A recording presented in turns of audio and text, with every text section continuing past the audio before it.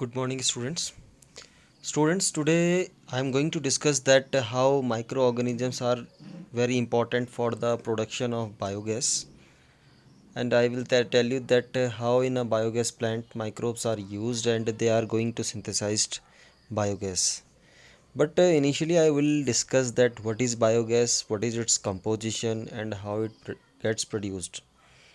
So, actually, students, I want to tell you that biogas is actually a mixture of gases, and it's the major constituent is methane gas, and this methane gas is produced by some anaerobic microorganisms while they are acting or while they are digesting on the biomass. And I want to tell you that this biogas is used as a fuel. In our household products we can use this biogas as a fuel source. So students, as we know that the major constituent of the biogas is methane, but what will be the as actually it is a biogas is a mixture of gases. What will be the amount of methane? What will be the amount of carbon dioxide? And what will be the amount of the hydrogen in it? It depends on the raw material. I mean to say that which kind of organic substrate is going to be digested with the help of these anaerobic microorganisms. It depends on it. Actually, these are some bacteria. These are some anaerobic bacteria which are commonly called as methanogens, and they basically digest or they act on the cellulosic raw material and produce a huge amount of methane gas along with carbon dioxide and hydrogen. So as I mentioned earlier, these methanogens are very important bacteria, so that's why these are also called as methanobacterium. Actually, these are responsible for the degradation or the digestion of the cellulosic raw material and and production of methane gas or biogas. Actually, I have to tell biogas. If you will find out the composition of biogas, then you will observe that in a biogas the methane gas is approximately 50 to 70%, and carbon dioxide is of 30 to 40%, while the hydrogen is the remaining portion of the gas. And methanogens are the bacteria which are responsible for the production of biogas. Actually, these are the bacteria which are producing methane gas. That's why these are referred as methanogens. And I am telling you that these are anaerobic bacteria, means in the absence of the oxygen they are going to digest or they are going to break down or they are going to decompose the organic matter and converting or forming methane gas. And these methanogens are also used, as we discussed, in the sewage treatment plant. There also the biogas is produced from the activated sludge. So there in the activated sludge, when we pass this activated sludge in an aerobic digester tank, then only the biogas is going to be produced. So here also the methanogens are responsible for conversion of this activated sludge into the biogas. And I want to also tell you that these methanogens are very important part of the ruminants, uh, or I have to say that these are the very important part of the rumen. Rumen means a part of the stomach of the cattles, where they are helping to digest cellulosic food material, as well as these methanogens come out along with the dung and also help in the decomposition of it and production of biogas. So I want to show you that what is a biogas plant.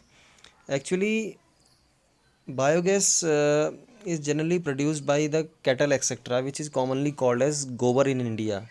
And as you know that these cattle etc. or gobar is rich in methanogens because they all are ruminants, and in their rumen they have methanogens. So along with their fecal material or their excreta material, this also comes out, and this cow dung can be used to generate biogas, or which is also called as gobar gas.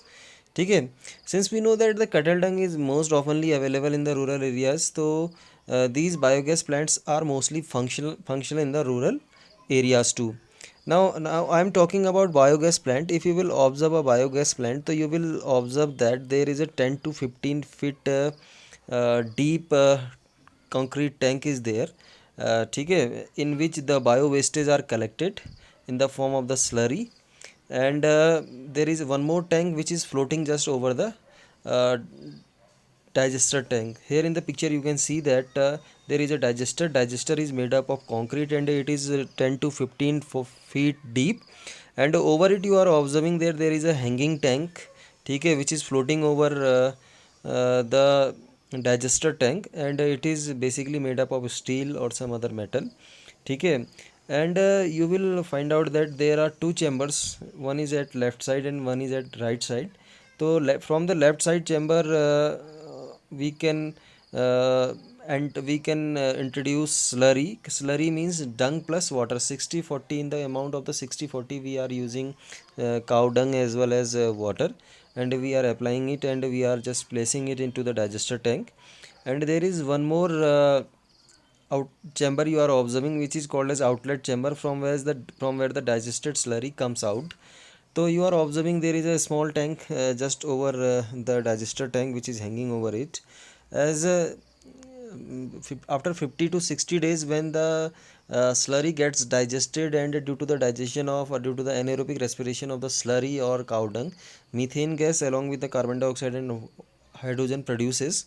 And what happens, the floating tank which is placed just over the slurry rises up towards the upward direction, okay. And we can apply one gaze on the outlet pipe, from where we can measure the pressure of the biogas too, okay. And you are observing that there is a one more tank which is called outlet chamber, and where the sludge means digested slurry is collected in that particular chamber, and from here we can use this slurry as a manure. Is it clear? uh, Now here you can see that methanobacterium in the dung act as a bio waste to produce biogas. An outlet is also present which connects to the pipe and supply biogas to the nearby houses. So I want to tell you that this biogas is very important because this is used as a fuel, and this fuel has high calorific values, as well as it is causing less pollution too. And it is used for the cooking purpose, sometimes it is used for the lighting purpose.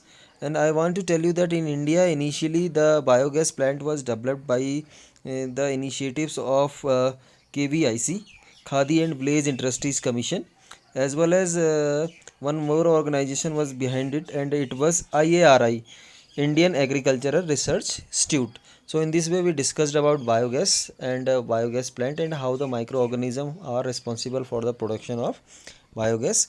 Now along with it I want to discuss one more topic. There are some microbes which are producing some biofuels. Means the fuels which are produced by the action or by the activity, or we simply I have to say that from the fuels which are generated due to biological activities are called as biofuels. And I am giving you some examples of the biofuels, like methane is the biofuel, hydrogen is the biofuel, ethanol is the biofuel, butanol is the biofuel, diesel is a biofuel. And while these are obtained by the biological activity, or these are obtained as bioenergy with due to some microbial action, then it is called as either biohydrogen, biomethane, bioethanol, biobutanol, or biodiesel. And combinedly these all are called as biofuels. So if somebody is asking you that what do you mean by biofuels, so you can say that all the fuels which are generated due to the action of the microorganisms or which are biological in origin are called as biofuels. So I am concluding myself. So still if you are feeling any difficulty, so you can ask me. Once again I will meet you in the next video. Till then, thank you, bye bye, and have a nice day.